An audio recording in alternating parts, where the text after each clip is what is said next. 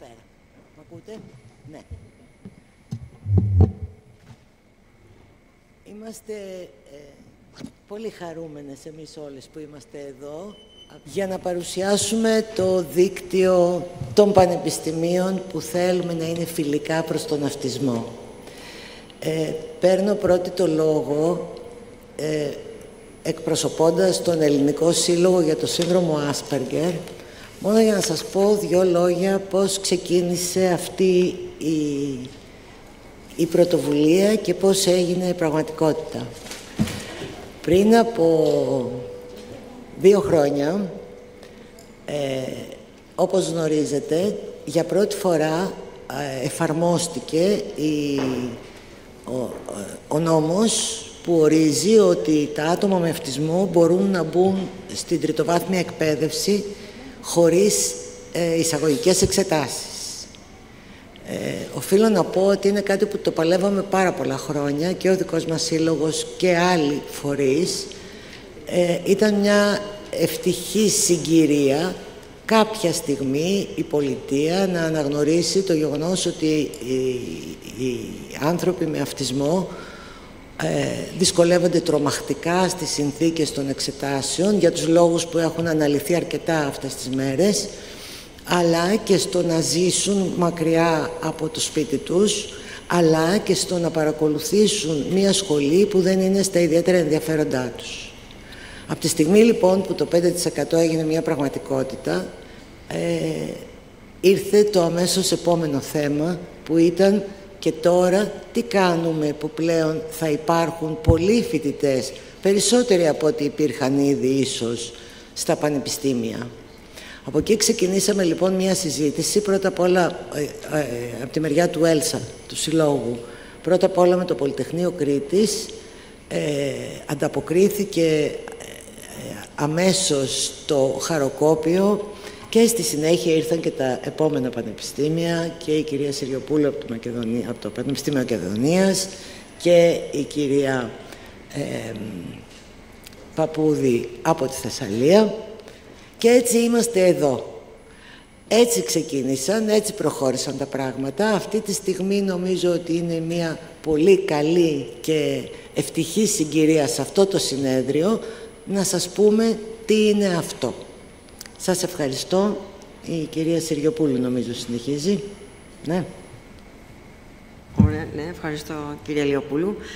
Λοιπόν, ο σκοπός του δικτύου Φιλικά Πανεπιστημιακά Περιβάλλοντα για άτομα με διαταραχή στο φάσμα του αυτισμού έχει να κάνει με την ενημέρωση και ευαισθητοποίηση της ακαδημαϊκής κοινότητας και θέλουμε να αντιμετωπίσουμε τις ανάγκες που δημιουργήθηκαν μετά την αλλαγή στην πρόσφατη νομοθεσία και να φτιάξουμε ένα περιβάλλον το οποίο να είναι χρήσιμο, επικοδομητικό, φιλικό για τους φοιτητές αυτούς και να βγάλει το καλό κομμάτι από αυτούς τους ανθρώπους, να μπορέσουν να ενταχθούν και να δημιουργήσουν.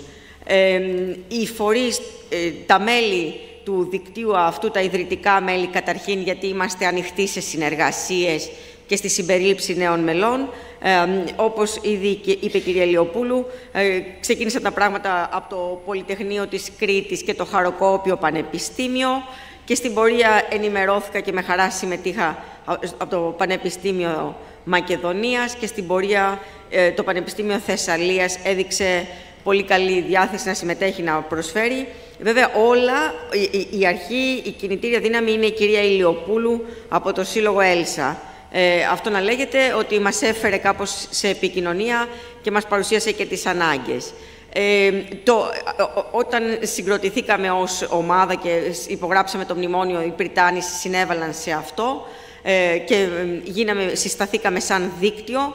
Ξεκινήσαμε αμέσως τις εργασίες, ήταν κάτι που το θέλαμε πάρα πολύ, βλέπαμε τις ανάγκες των φοιτητών μας, οπότε με χαρά πιάσαμε τη δουλειά.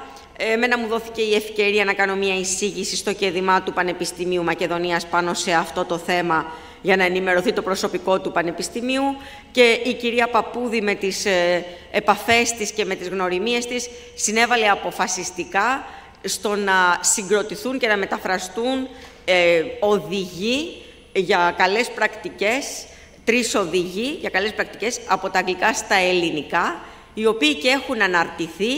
Στο Πανεπιστήμιο Μακεδονίας εκεί μάλλον το μνημόνιο βρίσκεται στο σύνδεσμο για τις δημόσιες σχέσεις.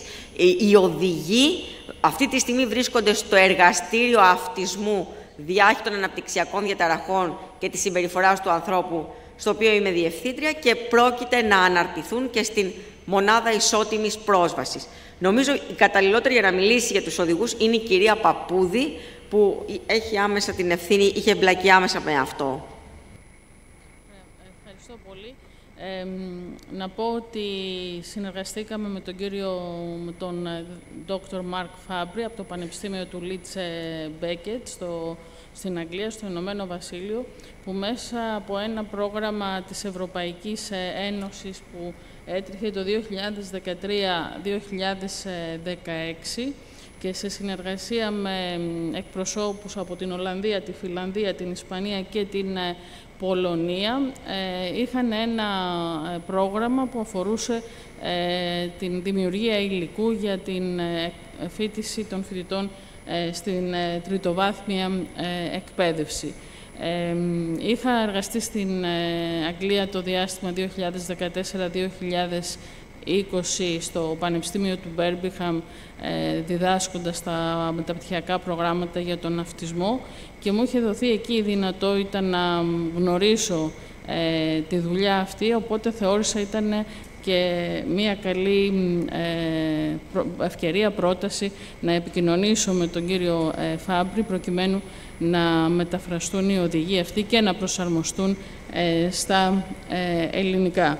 Να πούμε ότι οι οδηγοί αυτοί βασίζονται τόσο στην ανασκόπηση της βιβλιογραφίας, όσο και σε έρευνα που διεξήχθη από τα μέλη αυτού του Ευρωπαϊκού Προγράμματος, καθώς συμπληρώθηκαν ερωτηματολόγια από άτομα στο φάσμα του αυτισμού, από τους γονείς τους, από εκπαιδευτικούς στην τριτοβάθμια εκπαίδευση και από άλλους συμμετέχοντες σε υπηρεσίες οργανισμών για άτομα στο φάσμα του αυτισμού από τις 3 χώρες στις οποίες συμμετείχαν.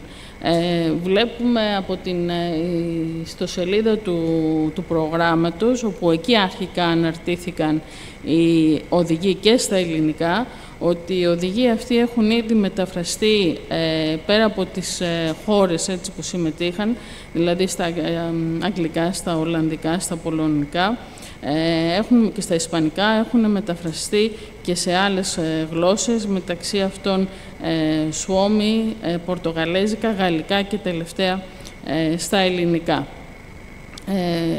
Στη συνέχεια, να πω ότι εδώ ήταν πάρα πολύ απαιτητική η δουλειά αυτή και συμμετείχαν όλα τα μέλη του δικτύου στην μετάφραση αυτών των οδηγών. Κάποια άτομα δούλεψαν πολύ περισσότερο έτσι, για να προσαρμοστούν οι οδηγοί στα ελληνικά, και βέβαια ήταν καθοριστική και η συμβολή του κυρίου Φάμπρη, ο οποίος ανέλαβε την γραφική υποστήριξη αυτών των οδηγών, οι οποίοι ακριβώς είναι οι ίδιοι γραφιστικά όπως και οι οδηγοί στις υπόλοιπες γλώσσες. Και επίσης συνέβαλε οικονομικά με ένα ποσό για την γραφική υποστήριξη αυτών των οδηγών και την πολύ ωραία έκδοσή τους στα ελληνικά. Έτσι, στη συνέχεια, η κυρία Αντωνοπούλου θα μας πει κάποια 2 λόγια για τον κάθε οδηγό, γιατί ο κάθε οδηγός απευθύνεται και, αν θέλετε, σε ένα διαφορετικό κοινό. Ξεκινάμε με τον πρώτο οδηγό. Ευχαριστώ πολύ. Ακούγομαι? Ωραία. Θα ήθελα να πω ότι οι 3 οδηγοί που έχουν αναρτηθεί στις ιστοσελίδες των πανεπιστημίων μας και που είναι προσβάσιμοι από όλους σας και από όλες, είναι χρήσιμα εργαλεία στα χέρια όλων όσοι ασχολούνται ή εμπλέκονται στη διαδικασία υποστήριξης των φοιτητών και φοιτητριών που βρίσκονται στο φάσμα του αυτισμού.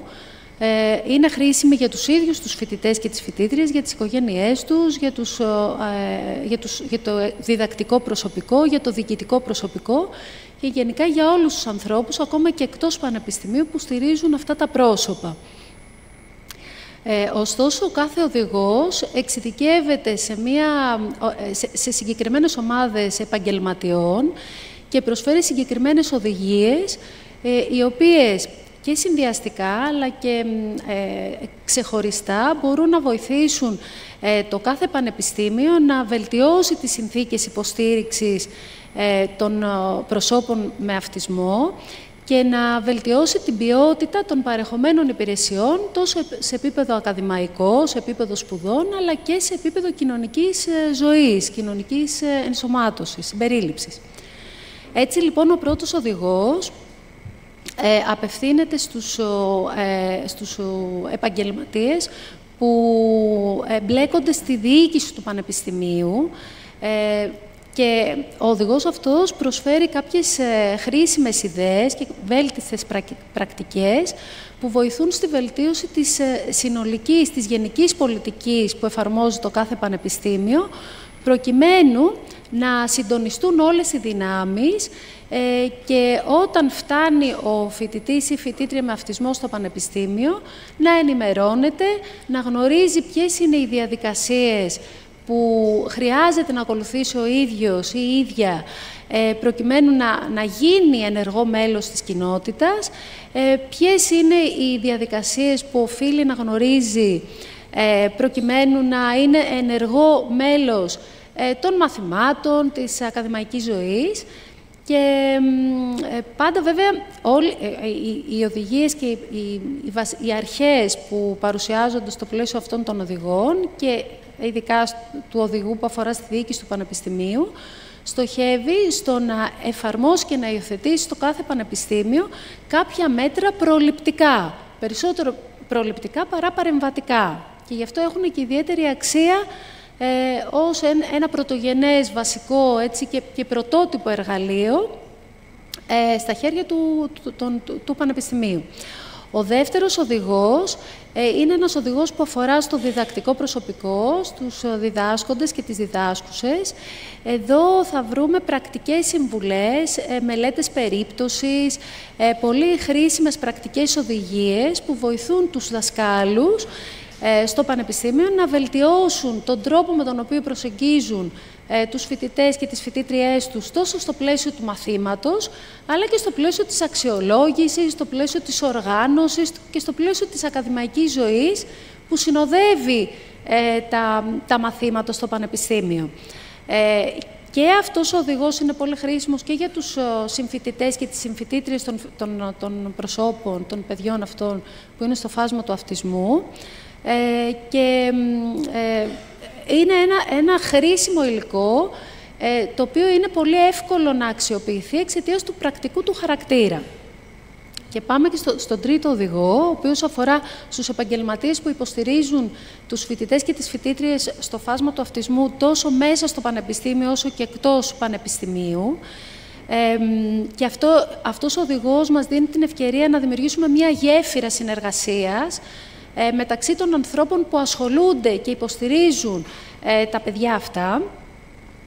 Και έτσι ο οδηγός αυτός μας δίνει πολλές ιδέες και πρακτικές συμβουλές που μπορούν να αξιοποιηθούν από τα κέντρα συμβουλευτικής, από τις μονάδες ισότιμης προσβασιμότητας, από άλλους φορείς και εργαλεία που υπάρχουν και θεσμούς που υπάρχουν μέσα στο Πανεπιστήμιο, και μας δίνει την ευκαιρία να αντλήσουμε χρήσιμες πληροφορίες που μας είναι πάρα πολύ σημαντικές από τα πρόσωπα που βρίσκονται κοντά στα παιδιά αυτά, ακόμα και από τα μαθητικά τους χρόνια και που γνωρίζουν πάρα πολύ καλά τις ανάγκες τους. Αυτά για τους οδηγούς. Σας παροτρύνουμε να τους κατεβάσετε και να τους αξιοποιήσετε και να τους χρησιμοποιήσετε και είμαστε στη διάθεσή σας για περαιτέρω πληροφορίες και οδηγίες.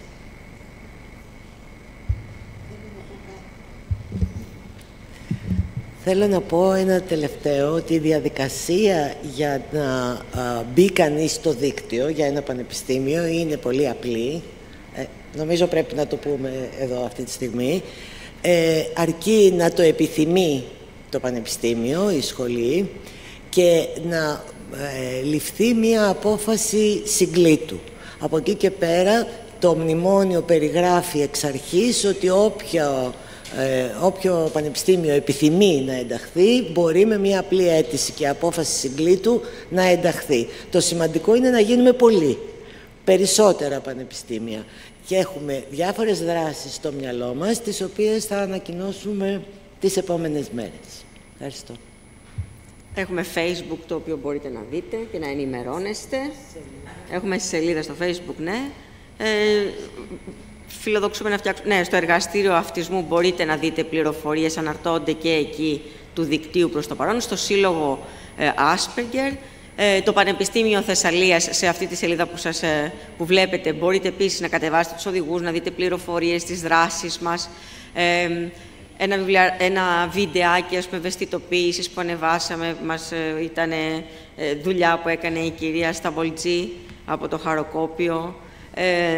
Οπότε αυτά είναι, ναι, οι σελίδες τις οποίες μπορείτε να έχετε μια ροή της πληροφορίας. Η κυρία Κρασαδάκη είναι πολύ σημαντική η συμμετοχή της και στους οδηγούς και στη μετάφραση και όλη η συνεργασία. Δεν ξέρω, κυρία Κρασαδάκη, πώς νιώθετε για τη συμμετοχή? Είμαστε πολύ χαρούμενοι. Η αλήθεια είναι που στα ελληνικά πανεπιστήμια ξεκίνησε αυτή η πρωτοβουλία με αξιόλογες συναδέλφους από τα Ιδρύματα και από το Σύλλογο Asperger. Περιμένουμε να πλατείνει αυτή η συνεργασία, να συμπεριλάβει και άλλα πανεπιστήμιακα ιδρύματα και όπως είπε και η Χριστίνα προηγουμένως, είμαστε ανοιχτοί σε όποιο ίδρυμα επιθυμεί να συμμετάσχει για να κάνουμε πράγματα, γιατί στο πανεπιστήμιο έχουμε πολύ μεγάλες ανάγκες, δεν έχουμε την παράλληλη στήριξη και ως εκ τούτου χρειαζόμαστε τη στήριξη να προκύψει και να προκύψει από εμάς τους ίδιους που δουλεύουμε θελοντικά πάνω στο κομμάτι αυτό. Και θέλουμε να το στηρίξουμε. Θέλουμε να στηρίξουμε τους φοιτητές μας που έχουν αυτές τις ανάγκες και επιθυμούν να σπουδάσουν. Σας ευχαριστούμε πολύ. Ευχαριστούμε θερμά τις κυρίες Μαρία Ηλιοπούλου, Δέσποινα Παπούδη, Χριστίνα Δελής Ηλιοπούλου, Ευαγγελία Κρασαδάκη και Κατερίνα Αντωνοπούλου. Στη συνέχεια θα ακούσουμε πάλι την κυρία Χριστίνα Δελής Ηλιοπούλου, η οποία θα μας αναλύσει ένα θέμα ζωτικής σημασίας που αφορά την προσβασιμότητα των φοιτητών, φοιτητριών με χαρακτηριστικά στο φάσμα του αυτισμού στο Πανεπιστήμιο και την προετοιμασία για τη μετάβαση στην αγορά εργασίας. Και... Μισό λεπτάκι για τη φωτογράφηση.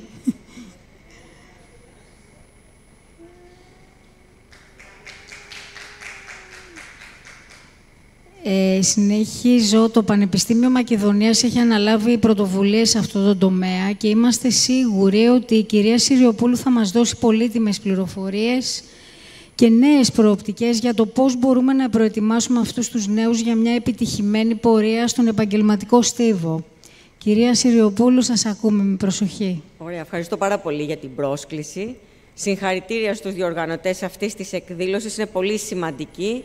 Συγχαρητήρια για το πλούσιο πρόγραμμα αυτής της εκδήλωσης. Το θέμα της εισήγησής μου έχει να κάνει με την προσβασιμότητα των φοιτητών και η παρουσίαση χωρίζεται σε δύο μέρη. Το πρώτο κομμάτι της εισήγησης βασίζεται πάνω σε ένα άρθρο, σε μια έρευνα που δημοσιεύσαμε σε ένα περιοδικό Trends in Higher Education, τάσεις στην τριτοβάθμια εκπαίδευση, και το δεύτερο κομμάτι αφορά ένα πρόγραμμα το οποίο εκπονήσαμε με τα μέλη του Εργαστηρίου Αυτισμού, κυρίως με τις υποψήφιες διδακτόρισσες, την κυρία Γκιόλτα, την κυρία Φίλιου, την κυρία Σαρή και την κυρία Παπαευσταθίου, και το οποίο κατοχυρώσαμε τα πνευματικά δικαιώματα και το λόγο είναι αυτό που βλέπετε. Οπότε, το πρώτο κομμάτι σας είπα ότι είναι το θεωρητικό, είναι η βιβλιογραφική ανασκόπηση που έγινε.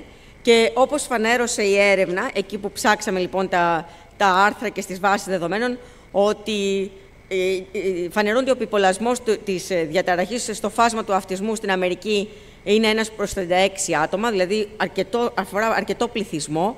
Στην Ευρώπη υπάρχει μια μικρή απόκλιση, δεν θα μπορούσε μια τέτοια έρευνα να πέφτουν ακριβώς τα αποτελέσματα, γιατί από κοινωνικό πλαίσιο σε κοινωνικό πλαίσιο αλλάζουν τα δεδομένα.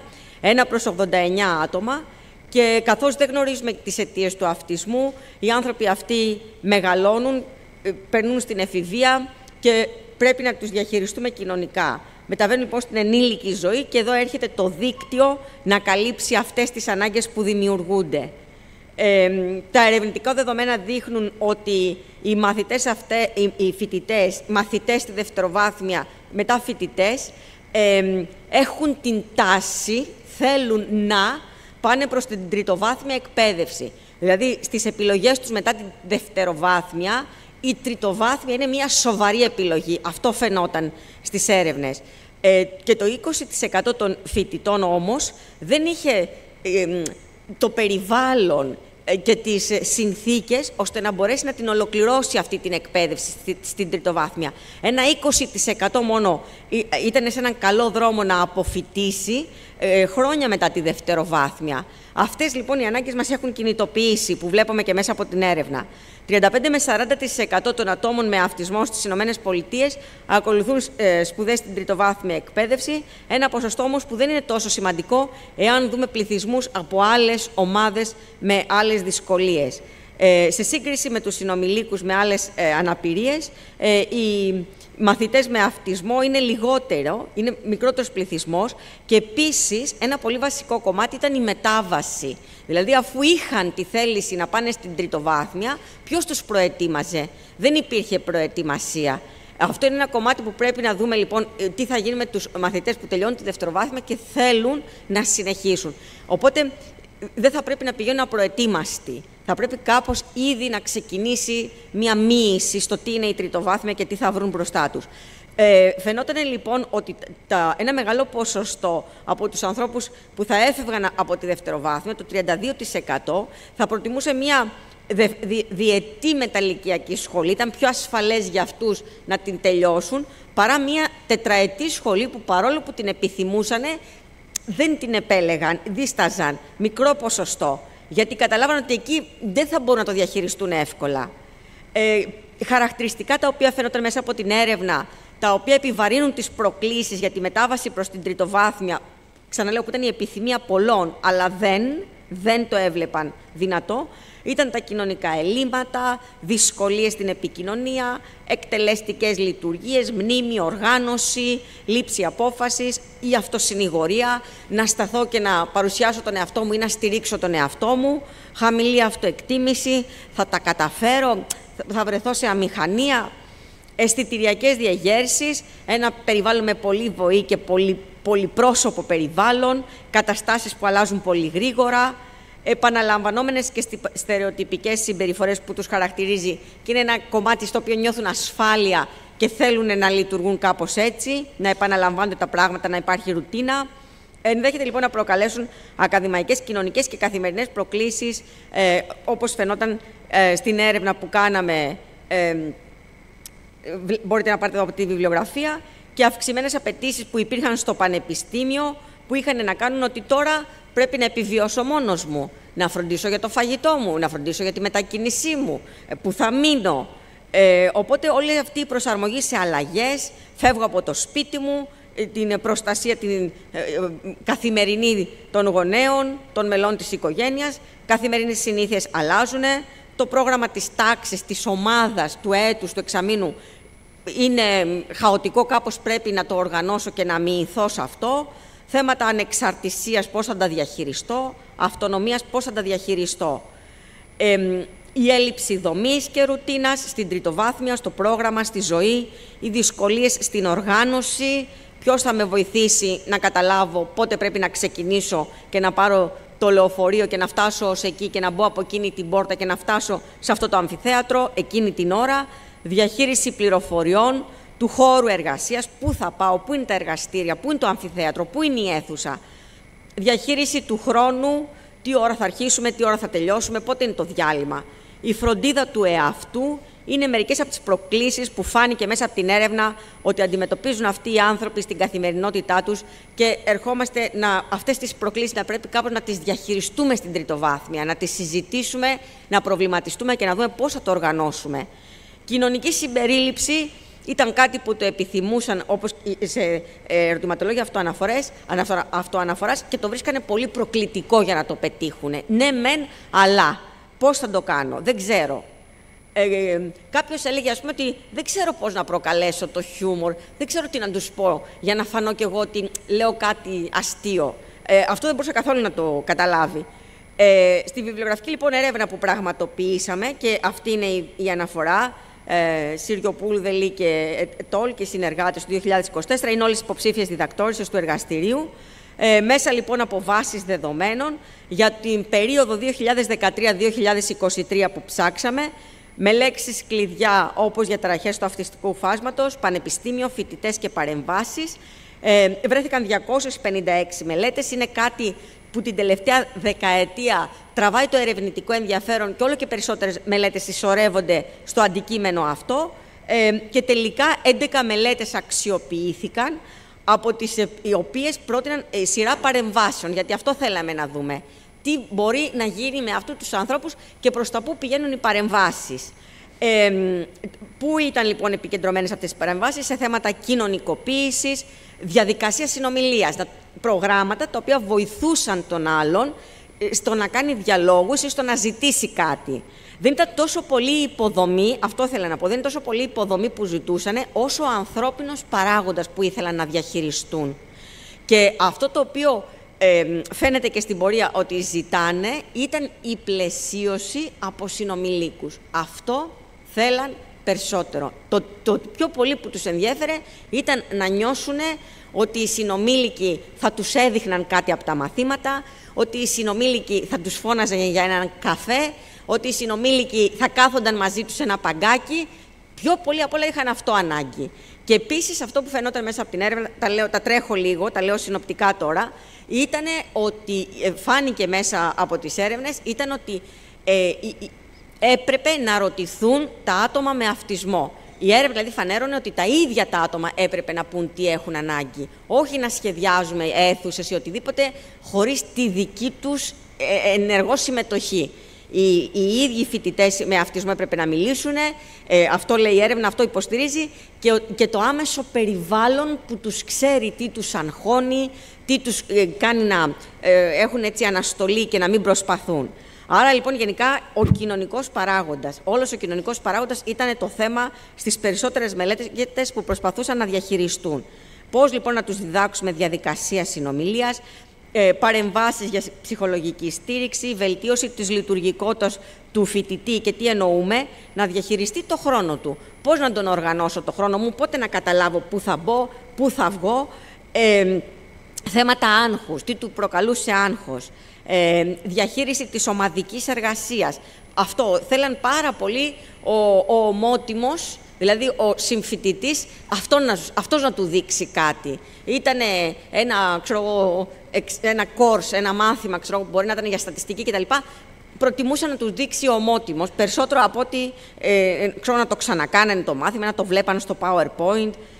Την κοινωνική επικοινωνία, ακαδημαϊκές επιδόσεις, αυτορυθμιζόμενη μάθηση. Δηλαδή να πούνε και εκείνη, η αυτορυθμιζόμενη μάθηση είχε να κάνει με το να πει και ο φοιτητής τι τον ενδιαφέρει. Να πει και ο φοιτητής ότι ξέρεις, σε αυτό το κομματάκι το έχω. Σε εκείνο το κομματάκι μπορεί να μην τα κατάφερνα και πολύ στη λογιστική, αλλά δεν πειράζει, σε εκείνο μπορώ να τα καταφέρω. Θέλανε λοιπόν την αυτορυθμιζόμενη μάθηση, να πούν και οι ίδιοι τι μπορώ να κάνω εγώ σε αυτή τη σχολή και σε αυτό το μάθημα. Εκεί δεν το έχω. Μη με πιέζετε, εκεί το έχω. Και εκεί θέλανε και την αυτορυθμιζόμενη αξιολόγηση. Εκεί μπορείς να με αξιολογήσεις όσο θέλεις. Εκεί μη με πιέζεις, δεν μπορώ. Γνωστικές και συμπεριφορικές παρεμβάσεις προτείνονται ως παρεμβάσεις. Εκεί υπάρχουν και κάποιοι περιορισμοί που φαίνονται, και ποικιλία προσαρμογών που έπρεπε να γίνουν κυρίως στο κοινωνικό κομμάτι. Δηλαδή να ενημερωθούν οι φοιτητές, να πλαισιώσουν οι φοιτητές, κυρίως στο κοινωνικό κομμάτι παρά στις υποδομές. Μια διαχρονική λοιπόν μελέτη εξέτασε τις αλλαγές στη δομή κοινωνικών δικτύων. Πώς να φτιάξουμε κοινωνικά δίκτυα για να στηρίξουμε αυτόν τον άνθρωπο ακαδημαϊκά και κοινωνικά. Αυτό είναι συνήθως, ήταν το ακαδημαϊκά και κοινωνικά. Κοινωνική υποστήριξη για το πρώτο έτος των φοιτητών σε μια έρευνα του 2020. Μία από τις μελέτες αναφερόταν στις απόψεις των φοιτητών και των μελών των οικογενειών τους. Το σημαντικό είναι αυτό, ότι οι έρευνες πρόβαλαν τις απόψεις των φοιτητών, ξανά και ξανά αυτό λέω εδώ σε αυτή τη διαφάνεια, ότι ας το φοιτητή να μιλήσει, ας το φοιτητή να σου πει πού το όχι, πού δεν το όχι, ας το φοιτητή να σου πει κοινωνικά τι ήθελε, πού ένιωθε πιο άνετα να λειτουργήσει. Λοιπόν, αυτό πρόβαλαν οι έρευνες, τις απόψεις των φοιτητών, ρωτήστε τους, δώστε τους έναν τρόπο να σας το δηλώσουν ή ρωτήστε τα μέλη της οικογένειας τι τους αρέσει την τριτοβάθμια, τι θα θέλανε να κάνουν, για τις εμπειρίες τους, τι τους τρομάζει, πού θα λειτουργήσουν καλύτερα, ποιες είναι οι ανάγκες τους για υποστήριξη, εκπαιδευτική και κοινωνική. Και πάλι μέσα από το περιβάλλον, τις απόψεις των συμβούλων των φοιτητών, φοιτητές τυπικής ανάπτυξης που ήταν μέσα στο περιβάλλον του φοιτητή με τα χαρακτηριστικά αυτισμού και σχετικά με το πώς τα αυτιστικά γνωρίσματα και το κοινωνικό άγχος επηρεάζουν τους φοιτητές με αυτισμό ακαδημαϊκά, κοινωνικά, στην καθημερινή διαβίωση, την προσωπική και συναισθηματική προσαρμογή. Και σύμφωνα με τις απόψεις των ερευνητών, είναι σημαντικό να κατανοήσουμε τι λένε οι ίδιοι φοιτητές για τις εμπειρίες και τις προκλήσεις που δέχονται μέσα στο χώρο του πανεπιστημίου. Οπότε, υποστηριζόταν ότι ο καλύτερος τρόπος είναι με τη διερεύνηση των απόψεων των ίδιων των φοιτητών και του άμεσου περιβάλλοντος. Η διασταύρωση από το άμεσο περιβάλλον. Οι 117 συνολικά ήταν οι φοιτητές με αυτισμό που συμμετείχαν σε αυτές τις 11 έρευνες που αξιοποιήσαμε. Πού ήταν οι περιορισμοί? Ήταν στο δυσκολεύομαι να λάβω μέρος σε συνομιλία με συνομιλίκους, με τους συμφοιτητές μου.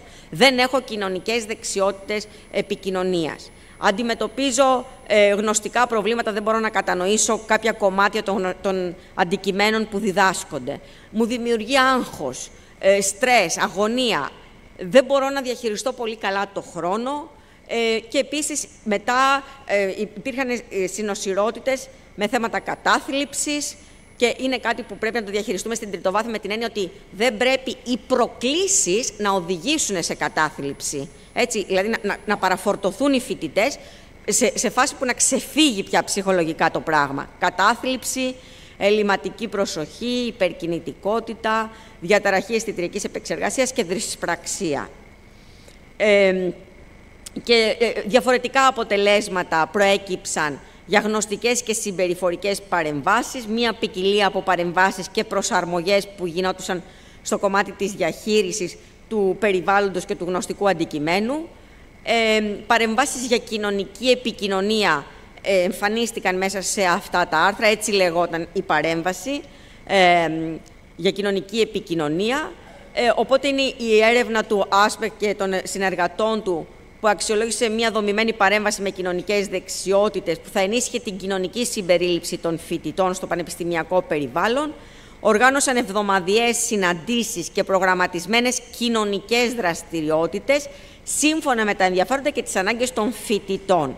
Άρα οι παρεμβάσεις είχαν στο επίκεντρο τον ίδιο τον φοιτητή, το δυναμικό του φοιτητή, το ενδιαφέρον του φοιτητή και πάνω εκεί να χτίσουμε. Στόχευαν στην ενίσχυση δεξιοτήτων οργάνωσης και της κοινωνικοποίησης κατά τη διάρκεια κοινωνικών δραστηριοτήτων και κάθε άτομο είχε έναν συνομήλικο μέντορα για υποστήριξη. Αυτό ήταν το σημαντικό, ότι ζητούσαν έναν ομότιμο μέντορα να με βοηθήσει ο συμφοιτητής. Νιώθανε πιο καλά με αυτόν. Τι ήταν περίπου αυτά που διαχειρίζονταν? Ήταν τηλεφωνικές υπενθυμίσεις της δραστηριότητας, δηλαδή ο μέντορας, ο συμφοιτητής μπορεί να του έκανε μία κλίση, να του πει «Ξέρεις, Βαγγέλη, το μάθημα ξεκινάει σε 10 λεπτά». Μοντελοποίηση της στοχευμένης κοινωνικής δεξιότητας, δηλαδή πώς να πάω στη γραμματεία και να το ζητήσω. «Κοίταξε, Βαγγέλη, θα πας και θα πεις θέλω μία αίτηση εγγραφής». Παρουσίαση του εαυτού σε άλλα άτομα. Ναι, λένε «Βαγγέλη, ξέρω, τα ενδιαφέροντά μου είναι αυτά». Σχόλια σε άτομα που συμμετέχουν στην εκδήλωση ή στην κοινωνική δραστηριότητα, τον προετοίμαζε, θα πάμε εκεί, θα βρεθούμε εκεί, θα είναι μαζί μας ακόμα τόσοι, θα το κάνουμε έτσι. Οπότε αυτά ήταν που προέκυπταν από την έρευνα. Κατά τη διάρκεια των συναντήσεων, κάθε άτομο εκπαιδεύτηκε σε στοχευμένες κοινωνικές δεξιότητες που σχετίζονται με κοινωνική εκδήλωση που ήταν προγραμματισμένη να γίνει. Οπότε τους προετοίμαζαν στο να διαχειριστούν αυτή την εκδήλωση. Πώς να συναντούν συνομιλίκους και να ανταλλάσσουν στοιχεία επικοινωνίας μαζί τους. Πώς να τους προσκαλέσουν να παρακολουθήσουν εκδηλώσεις, θέματα συζήτησης με συνομιλίκους, τρόπο να λένε «για», «αντίο» κτλ. Τα αποτελέσματα λοιπόν έδειξαν ότι οι συμμετέχοντες αύξησαν την κοινωνική τους ένταξη, ήταν θετικά τα αποτελέσματα μετά την παρέμβαση και τον αριθμό των κοινωνικών εκδηλώσεων στην κοινότητα και εξωπανεπιστημιακές δραστηριότητες που συμμετείχαν. Λοιπόν, οι συμμετέχοντες βελτίωσαν και τις ακαδημαϊκές τους επιδόσεις και την ικανοποίησή τους από την εμπειρία στο πανεπιστήμιο που έκανε την παρέμβαση.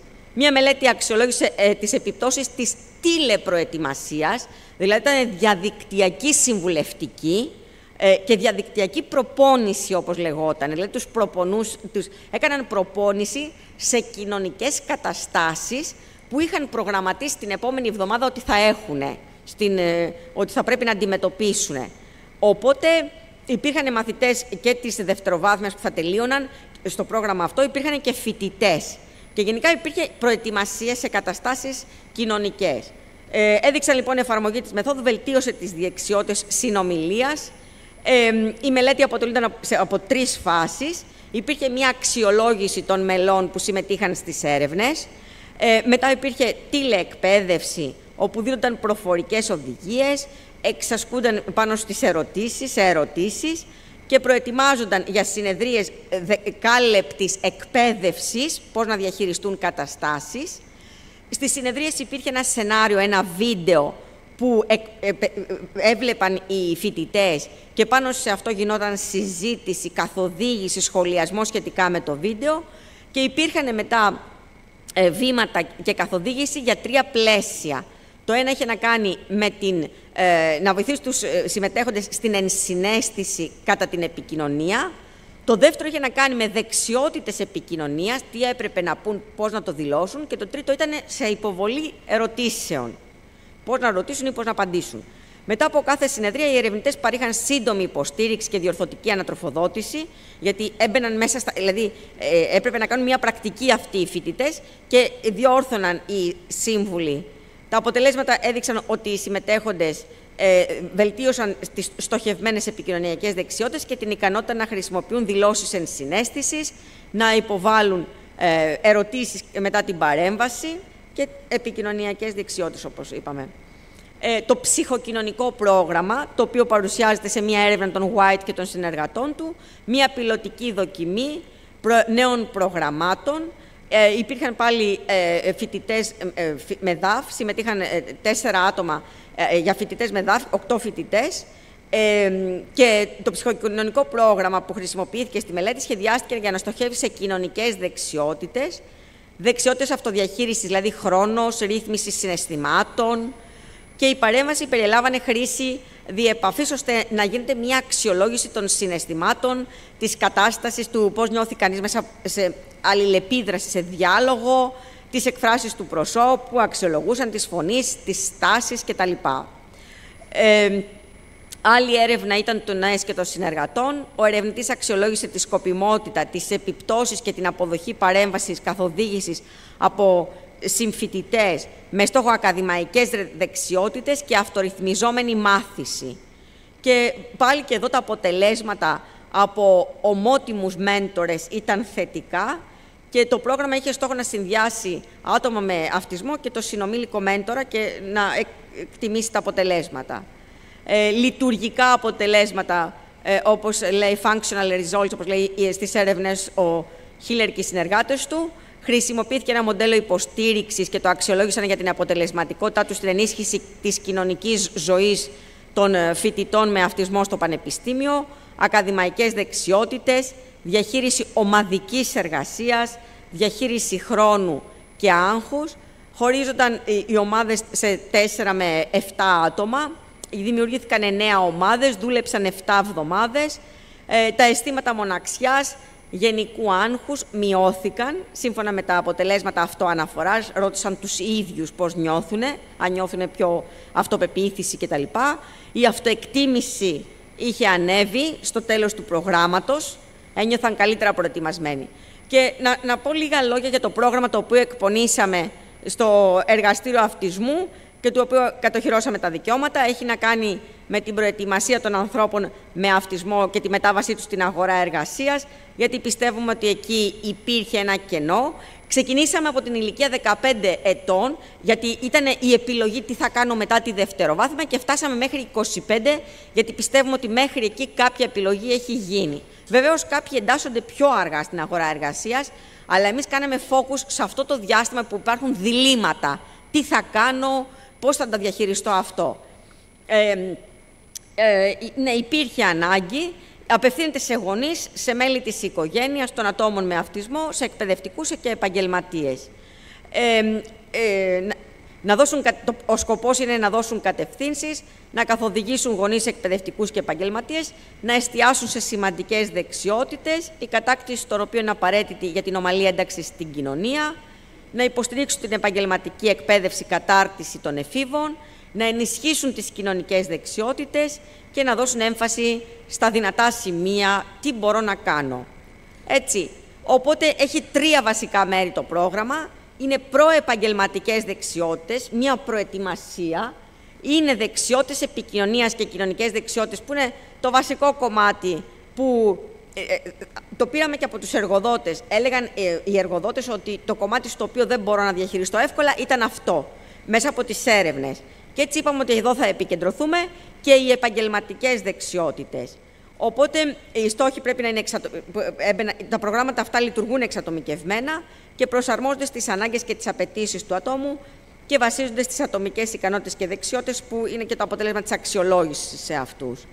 Οπότε το πρόγραμμα έχει ένα εγχειρίδιο που περιγράφει πώς λειτουργεί, ποια είναι η φιλοσοφία και πώς διαχειρίζεται το υλικό. Υπάρχει το υλικό στους 3 αυτούς τομείς: προεπαγγελματικά, επικοινωνία, κοινωνικές δεξιότητες και επαγγελματικές δεξιότητες. Υπάρχουν φύλλα αυτοαξιολόγησης για τον έφηβο και βοηθητικό οπτικό υλικό να καταλάβει και να προετοιμαστεί. Έτσι λοιπόν, για τον τομέα προεπαγγελματικές δεξιότητες, το υλικό πολύ συνοπτικά, μόνο τη λεζάντα σας δείχνω, γιατί από πίσω κρύβονται δραστηριότητες, κάρτες, οπτικό υλικό, διάλογοι, παιχνίδια ρόλων, πώς θα το διαχειριστεί. Οπότε είναι μέσα στο πρόγραμμα. Οπότε υπήρχαν ασκήσεις και προετοιμασία σε στάδια και ήταν και διαβαθμισμένα λίγο, δηλαδή δυσκόλευαν ή ανάλογα και με την ηλικία, τις απαιτήσεις του ανθρώπου. Πρόσκληση σε συνάντηση, θα σας δείξω ένα μικρό παράδειγμα. Συμπλήρωση βιογραφικού, πώς να το κάνω αυτό. Περίληψη συζήτησης, τι να καταλάβω, την κεντρική ιδέα. Το προφίλ του εκπαιδευόμενου, να παρουσιάσω τον εαυτό μου. Χρήσιμες πληροφορίες για το προφίλ του ατόμου από την οπτική του εργοδότη, του επαγγελματία. Τι κατάλαβε αυτός και αν είναι το σωστό. Το εργασιακό περιβάλλον, τι αποδέχομαι, τι δεν αποδέχομαι, τι με αγχώνει κτλ. Και αξιολόγηση του εργασιακού χώρου.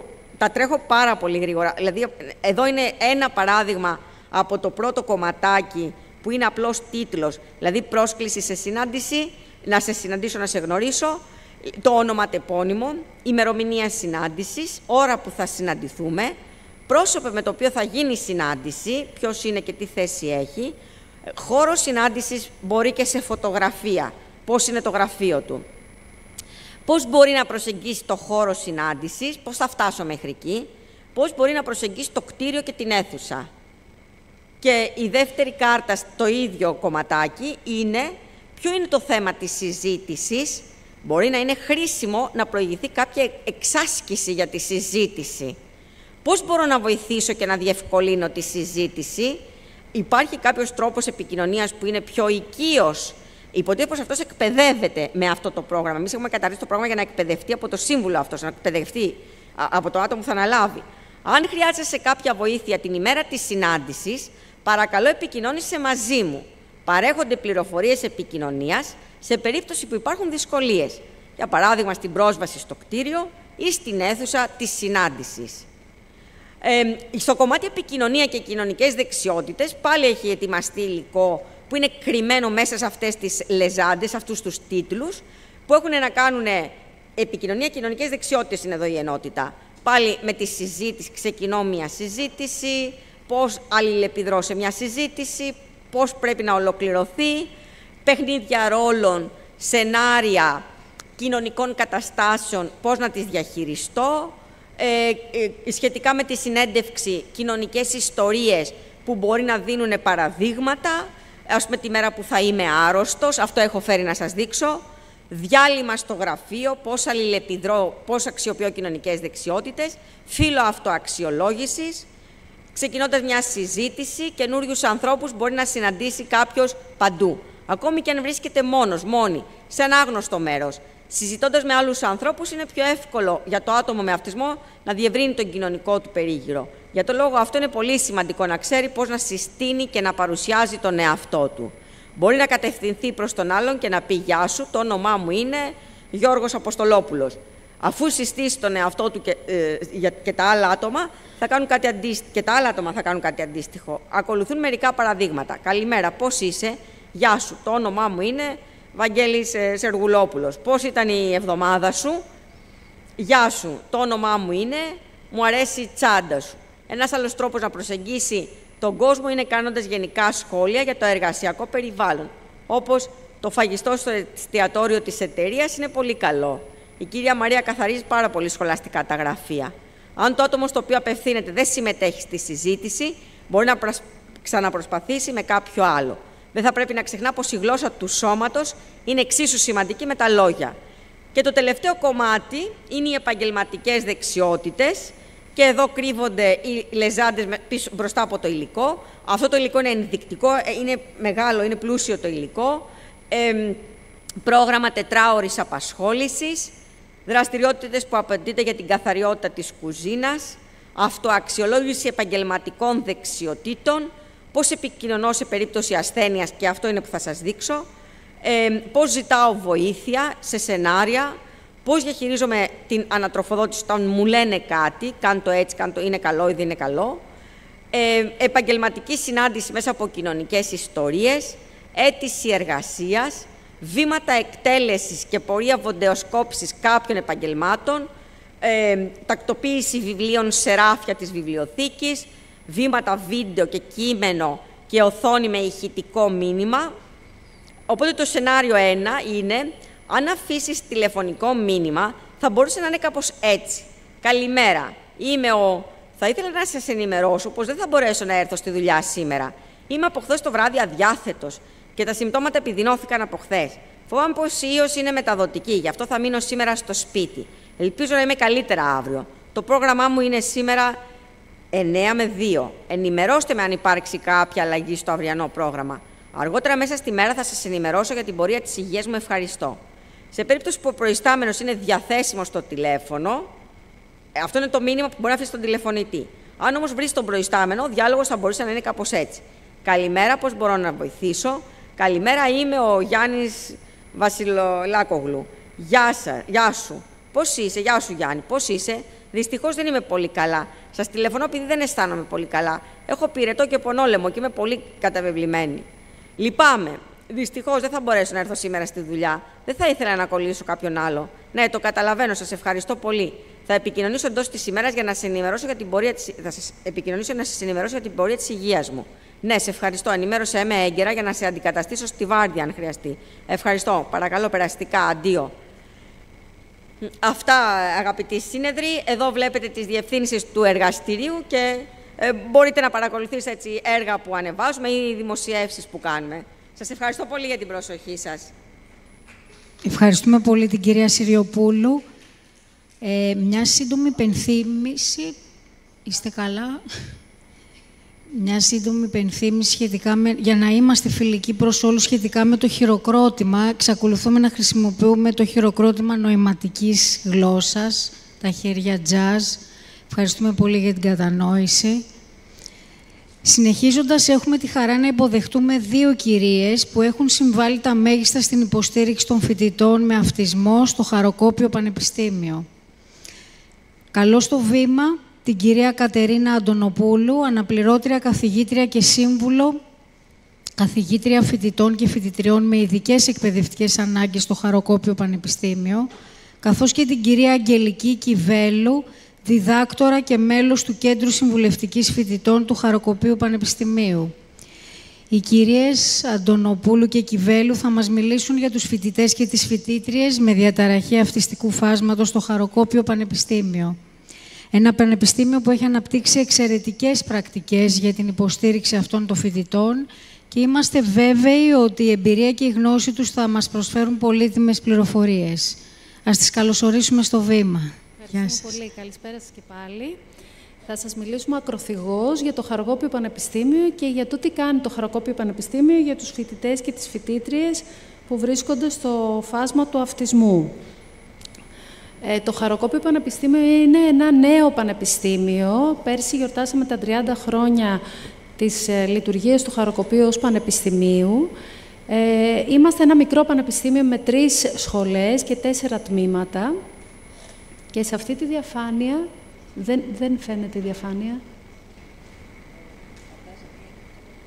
Τι να κάνω? Πρέπει να κάνω κάτι εγώ. Τα βελάκια τα πατάω, αλλά δεν φαίνεται στην... Εδώ φαίνεται η παρουσίαση, δεν φαίνεται όμως το... Ναι. Ωραία. Έλεγα λοιπόν ότι το Χαροκόπιο Πανεπιστήμιο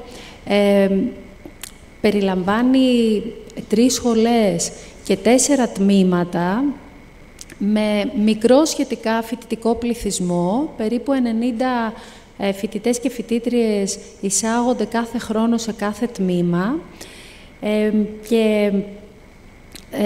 Τα τελευταία χρόνια έχουμε έρθει αντιμέτωποι όλοι στο Χαροκόπιο Πανεπιστήμιο με τις προκλήσεις που απορρέουν από τις ειδικές εκπαιδευτικές ανάγκες των φοιτητών και φοιτητριών που βρίσκονται στο φάσμα του αυτισμού. Όπως καταλαβαίνετε, επειδή είμαστε μικρό πανεπιστήμιο, είμαστε και λίγοι άνθρωποι που προσπαθούμε να συντονιστούμε και να συνεργαστούμε προκειμένου να ικανοποιήσουμε τις ανάγκες των παιδιών αυτών. Τους αγαπούμε, θέλουμε πάρα πολύ να βρίσκονται στους κόλπους του πανεπιστημίου. Και οφείλω να πω ότι αρκετές από αυτές τις περιπτώσεις είναι παιδιά, νέοι, που έχουν αυξημένες ικανότητες σε συγκεκριμένους τομείς. Εδώ, στη διαφάνεια αυτή, υπάρχουν κάποια στατιστικά στοιχεία που δείχνουν τη ροή των φοιτητών που βρίσκονται στο φάσμα του αυτισμού τα 2 τελευταία ακαδημαϊκά έτη, στη διάρκεια των οποίων οι φοιτητές αυτοί μπορούσαν να μπουν και με το καθεστώς της αναπηρίας στο Πανεπιστήμιο. Υπάρχει κρατάω μια μικρή επιφύλαξη για το τρέχον έτος του 2024-2025, γιατί δεν έχουν εγκριθεί ακόμα από τις συνελεύσεις μας τα αιτήματα των φοιτητών με αναπηρία. Γνωρίζω όμως ότι συνολικά έχουμε 3 περιπτώσεις φοιτητών, φοιτητριών που βρίσκονται στο φάσμα του αυτισμού. Και συνολικά στο Πανεπιστήμιο αυτή τη στιγμή φοιτούν 21 φοιτητές και φοιτήτριες που αντιστοιχούν στο 1% περίπου του συνολικού πληθυσμού. Υπάρχει αυξητική τάση. Ένα μεγάλο ποσοστό των περιπτώσεων αυτών φοιτούν στη Σχολή Ψηφιακής Τεχνολογίας και μάλιστα υπάρχουν περιπτώσεις φοιτητών που έχουν μία ιδιαίτερη αγάπη για την τεχνολογία. Μεταξύ τους υπάρχει και ένας φοιτητής, ο οποίος έχει ιδιαίτερη έφεση στο να κατασκευάζει ψηφιακά κόμικ και είναι πραγματικά πολύ ιδιαίτερη αυτή η ικανότητα. Στη Σχολή Περιβάλλοντος, Γεωγραφίας και Εφαρμοσμένων Οικονομικών, που υπάρχουν 2 τμήματα, το Οικονομίας και Βιώσιμης Ανάπτυξης και το Γεωγραφίας, έχουμε παιδιά τα οποία έχουν ιδιαίτερη αγάπη για την τέχνη, έχουμε επαγγελματίες ηθοποιούς, έχουμε παιδιά τα οποία ασχολούνται με τη γεωγραφία με πολύ ιδιαίτερες ικανότητες και εξαιρετικές επιδόσεις. Στη Σχολή Επιστημών Υγείας και Αγωγής δεν έχουμε κανέναν φοιτητή ή φοιτήτρια που να βρίσκεται στο φάσμα του αυτισμού, όμως πιστεύουμε ότι αυτό θα αλλάξει στο μέλλον. Και επίσης δεν έχουμε κάποιον μεταπτυχιακό φοιτητή και φοιτήτρια που να είναι στο φάσμα του αυτισμού. Βέβαια, θα πρέπει να πω, και νομίζω ότι πρέπει να το επισημαίνουμε όσοι βρισκόμαστε στον χώρο του Πανεπιστημίου, ότι υπάρχουν εγγεγραμμένοι φοιτητές και φοιτήτριες με διαταραχή αυτιστικού φάσματος που έχουν αυξημένες δυσκολίες. Κάποιες από αυτές τις περιπτώσεις είναι παιδιά τα οποία δεν αυτοεξυπηρετούνται καθόλου, μπαίνουν με το καθεστώς της αναπηρίας, επειδή ερχόμαστε σε πολύ στενή και συστηματική επικοινωνία με τους γονείς, γνωρίζουμε ότι στις περισσότερες εκ των περιπτώσεων αυτών είναι επιθυμία των γονέων να φοιτήσουν τα παιδιά στο πανεπιστήμιο. Καταλαβαίνουμε όμως πολύ εύκολα ότι τα παιδιά αυτά δεν απολαμβάνουν τη φοιτησή τους στο πανεπιστήμιο, δεν είναι ευτυχισμένα. Έχουμε περίπτωση φοιτητή που είναι στο φάσμα του αυτισμού, ο οποίος βρίσκεται στο 4ο ή 5ο έτος, χρωστάει το 90% των μαθημάτων, έχει περάσει ελάχιστα μαθήματα. Το παιδί αυτό δύσκολα μπαίνει στην αίθουσα διδασκαλίας, παρότι γίνεται φιλότιμη προσπάθεια να προσεγγιστεί και κάπως να κοινωνικοποιηθεί, το ίδιο δείχνει μεγάλη προθυμία. Δηλαδή έχουμε εφαρμόσει πάρα πολλές τεχνικές για να παρεκκινήσουμε το παιδί αυτό, να γίνει ένα ενεργό μέλος της ακαδημαϊκής κοινότητας, αλλά έχουμε αποτύχει δυστυχώς. Και έχουμε και άλλες περιπτώσεις παιδιών που δυστυχώς δεν ταιριάζει. Δυστυχώς για εμάς που δεν μπορούμε να κάνουμε κάτι για να τα βοηθήσουμε, δυστυχώς για εκείνα που βρίσκονται σε ένα περιβάλλον που δεν τους ταιριάζει, είναι ένα ζήτημα το οποίο θα πρέπει κάποια στιγμή να το αντιμετωπίσουμε στη συνεργασία με το Υπουργείο Παιδείας. Και ίσως και να είναι και ένα θέμα που θα το αντιμετωπίσουμε και ως δίκτυο. Τώρα, το χαροκόπιο που θέλει να λειτουργεί προληπτικά, θέλουμε να προετοιμαστούμε για το μέλλον και θέλουμε να είμαστε εμείς η αγκαλιά που θα είναι ευέλικτη και θα αγκαλιάσει τους φοιτητές, όλους τους φοιτητές και τις φοιτήτριες, αλλά και τα παιδιά που έχουν αυξημένες ανάγκες, ειδικές εκπαιδευτικές ανάγκες, και βέβαια τους φοιτητές που βρίσκονται στο φάσμα του αυτισμού.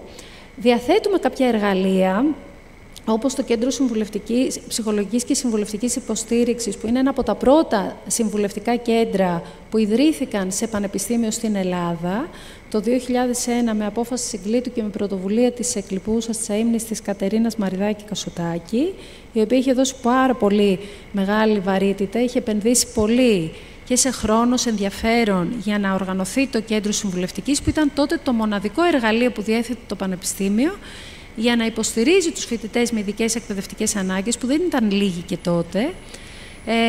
Και στην προσπάθεια αυτή συνέβαλε αποφασιστικά και η κυρία Κιβέλου, η Αγγελική, και ο Γιώργος Τσίτσας, που υπήρξαν επιστημονικά υπεύθυνοι και συνεργάτες της Μαριδάκη Κασωτάκη. Από το 2014 έχουμε τον Ιδρυματικό Σύμβουλο Καθηγητή Φοιτητών με ειδικές εκπαιδευτικές ανάγκες, ο οποίος συνεργάζεται με το Κέντρο Συμβουλευτικής και προσπαθεί να υποστηρίξει τους φοιτητές και τις οικογένειές τους, λειτουργεί και ως μεσάζων, ως μεσολαβητής, ως γέφυρα μεταξύ των διδασκόντων, των φοιτητών, των ίδιων των παιδιών, των ίδιων των προσώπων της διοίκησης, για να επιλύει προβλήματα καθημερινά που ανακύπτουν στη φοιτητική εμπειρία, φοιτητική ζωή των προσώπων αυτών.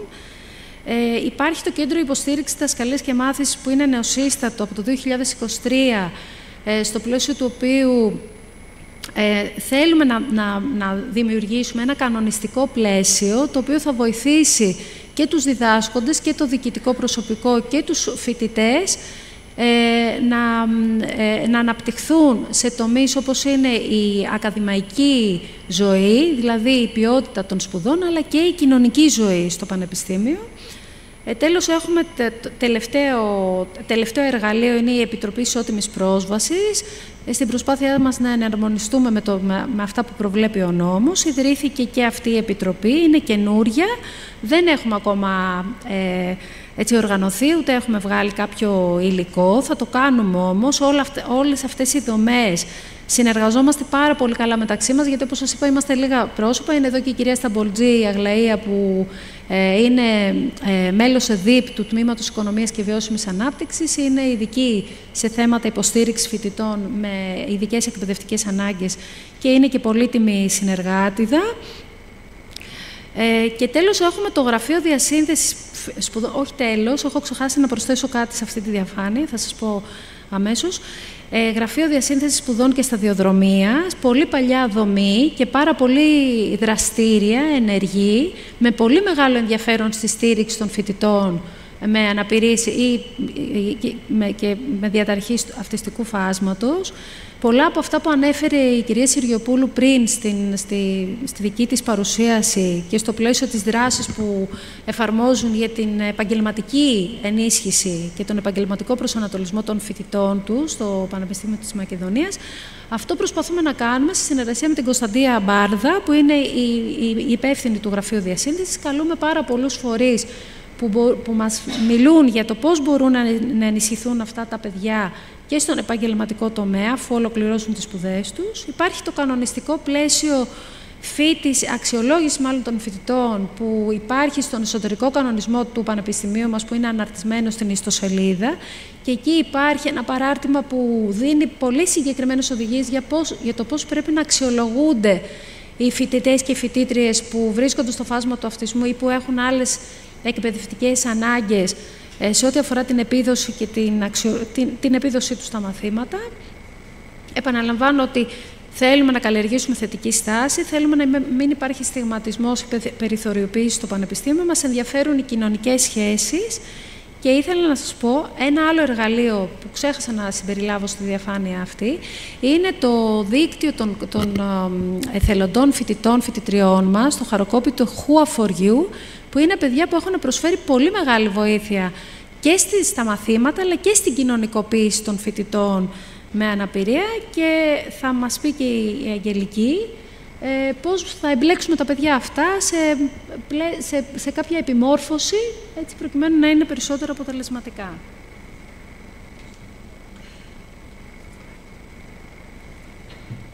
Καλησπέρα και από μένα. Θα ήθελα να είμαι όσο το δυνατόν πιο σύντομη. Είναι εντάξει? Ωραία. Λοιπόν, εδώ παρουσιάζω το διάγραμμα ροής για την ψυχολογική υποστήριξη των φοιτητών με ειδικές ανάγκες. Θέλω να σας πω ότι έτσι κι αλλιώς το Κέντρο Ψυχολογικής και Συμβουλευτικής Υποστήριξης Φοιτητών λειτουργεί πώς? Έχουμε στην ιστοσελίδα την ανακοίνωση, εκεί οι φοιτητές βρίσκουν και κάνουν μια ηλεκτρονική αίτηση και ο κάθε φοιτητής έχει ανά εξάμηνο 5 συναντήσεις τελείως δωρεάν με τον σύμβουλο ψυχολόγο. Άρα, μία οδός που θα έρθει και ο φοιτητής με ειδικές εκπαιδευτικές ανάγκες είναι αυτός. Βεβαίως, επειδή συνήθως, θέλω να σας πω ότι έχει σημασία. Είμαστε μικρό πανεπιστήμιο και έχουν σημασία τα πρόσωπα. Άρα, είτε από την καθηγήτρια κυρία Αντωνοπούλου, είτε από την κυρία Σταμπουλτζή, είτε από κάποιον άλλον καθηγητή, θα ζητήσουν τη βοήθεια και θα παραπέμψουν το φοιτητή. Είναι πιο προσωπικά τα θέματα σε εμάς και νομίζω ότι αυτό ίσως να δίνει και περισσότερη αποτελεσματικότητα. Επίσης, ένας άλλος τρόπος να έρθει ένας φοιτητής, είτε είναι φοιτητής με ειδικές εκπαιδευτικές ανάγκες, είτε με ιδιαίτερα ψυχολογικά προβλήματα, είναι από τους υπαλλήλους της γραμματείας, από τις συναδέλφους που δουλεύουν στο Εράσμους, από τους συναδέλφους που δουλεύουν στη φοιτητική μέριμνα, που κάπως γνωρίζουν και λένε πηγαίνετε και στην Κιβέλλου. Τώρα τι γίνεται? Τι κάνουμε? Ή τις 5 συνεδρίες, κυρίως για τους φοιτητές με ειδικές εκπαιδευτικές ανάγκες και αυτοί τους φοιτητές και τις φοιτήτριές μας που είναι στο φάσμα του αυτισμού, θα σας πω ότι το πιο αποτελεσματικό είναι αυτή ήδη να υποστηρίζεται από ένα ιδιωτικό κέντρο. Όπως πάρα πολύ σημαντικό είναι οι γονείς να συνεχίζουν να κάνουν συμβουλευτική. Γιατί έτσι κι αλλιώς σε αυτές τις ηλικίες, μιλάμε για το γενικό φοιτητικό πληθυσμό, επειδή συνήθως είναι και η ηλικία της αναδυόμενης ενηλικίωσης, δημιουργούνται πολλαπλά και πολυδιάστατα θέματα που έχουν να αντιμετωπίσουν. Τις επιλογές τους, την ευθύνη, την ρουτίνα που πρέπει να τη φτιάξουν εκείνοι και δεν είναι δεδομένη, τις σχέσεις, τις απογοητεύσεις, τις ερωτικές, τις επιδόσεις, τις προσδοκίες των γονέων, τις δικές τους. Όταν λοιπόν υπάρχει αυτή η πολλαπλότητα και η πολυδιάσταση των αναγκών, Συχνά ένας φοιτητής με διαταραχή στο αυτιστικό φάσμα μπορεί να παρουσιάσει και καταθλιπτικά συμπτώματα ή αγχώδεις διαταραχές, σαν να είναι, ας πούμε, το επόμενο από αυτή τη μεγάλη δυσκολία. Έτσι, όταν οι γονείς οθούν το παιδί για τις δικές τους προσδοκίες, τις επαγγελματικές, να κάνουν αυτό, δημιουργούν θέματα που είναι πάρα πολύ σημαντικά. Υπάρχουν βεβαίως, να σας πω, ότι υπάρχουν και κομμάτια, πολλές φορές χρειάζεται, είναι αδιάγνωστα μερικοί φοιτητές, άσχετα αν έχουν περάσει, είναι λειτουργικοί και καμιά φορά χρειάζεται να τους παραπέμψουμε σε δημόσιους φορείς, οι οποίοι είναι ελάχιστοι. Εδώ δεν θέλω να σας πάρω πολύ χρόνο, καλύτερα να τα πω λίγο πιο γρήγορα. Αυτό είναι το διάγραμμα ροής για την ακαδημαϊκή υποστήριξη, γιατί φυσικά υπάρχει ακαδημαϊκή υποστήριξη, την οποία έχει επομιστεί και κάνει κυρίως η καθηγήτρια η κυρία Αντωνοπούλου και η κυρία Σταμπουλτζή. Εδώ έχουμε τους φοιτητές που είναι εθελοντές, το Who for You, παρόλα αυτά και οι φοιτητές μας χρειάζονται μία εκπαίδευση για να κάνουν αυτή τη δουλειά. Δεν είναι εύκολο. Ο εθελοντισμός θέλει και εκπαίδευση. Εδώ υπάρχουν κάποια στατιστικά στοιχεία. Πραγματικά έχουν γίνει, εξυπηρετήθηκαν αιτήματα φοιτητών, έχουν πάει οι φοιτητές μας καλά. Έχουμε ένα φοιτητή που έχει κάνει Εράσμους, που ο ίδιος έχει βοηθήσει άλλους φοιτητές, δηλαδή θέλω να πω, τους έχει διευκολύνει στα χαρτιά του και σε όλα τα διοικητικά και administrative θέματα, γιατί είναι άψογος αυτά. Ναι.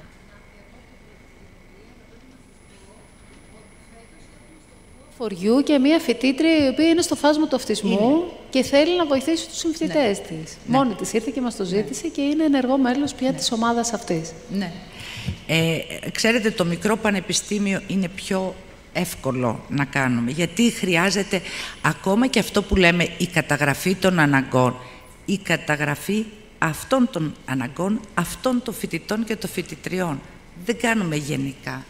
Πρέπει να δουλέψουμε πάνω στο πεδίο και προσωπικά για τον κάθε φοιτητή.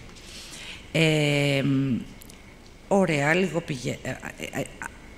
αυτό είναι, το θέμα είναι η συμπερίληψη. Η συμπερίληψη δεν είναι από κάποιον ανώτερο προς κάποιον ασθενέστερο.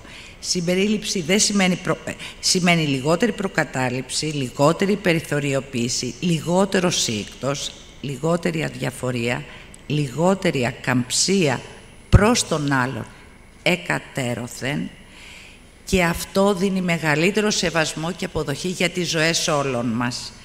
Η αποδοχή, ο σεβασμός, η ενσυναίσθηση, η επικοινωνία, οι γέφυρες επικοινωνίας του ενός με τον άλλον, η ευελιξία, η συνεργασία είναι αυτή που βελτιώνει όλων μας τις ζωές. Δεν είναι ο αδύναμος που πρέπει να στηριχτεί, αλλά και ο δυνατός που πρέπει να ανοίξει και να εμπλουτιστεί. Αυτά. Ευχαριστούμε πολύ.